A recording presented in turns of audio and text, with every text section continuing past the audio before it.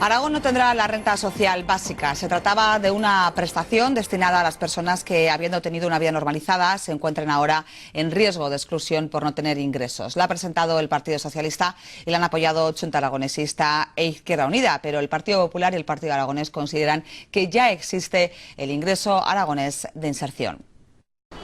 El 50% de los hogares aragoneses tienen dificultades para llegar a final de mes. Más de 76.000 parados no cobran ya el desempleo, es decir, el 65%. Y de las 10.000 familias que no tienen ningún ingreso, solo 3.500 reciben el ingreso aragonés de inserción. El perfil de los necesitados ha cambiado. Ya no son solo personas excluidas de la sociedad. Hemos estado recibiendo a colectivos en la Comisión de Peticiones Ciudadanas en las que se nos ha trasladado expresamente esa petición, esta necesidad. Y les vamos a decir, mire, no.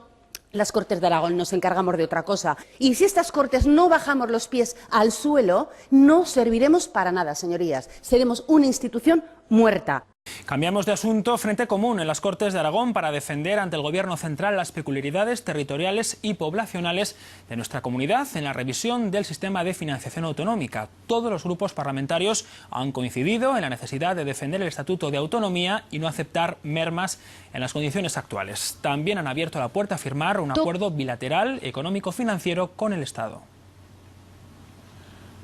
Todos de acuerdo y de ahí este resultado. De forma unánime, los grupos parlamentarios han defendido que el esfuerzo fiscal, el envejecimiento, la dispersión y la baja densidad de población sean los criterios tenidos en cuenta por el Gobierno central a la hora de distribuir los recursos económicos.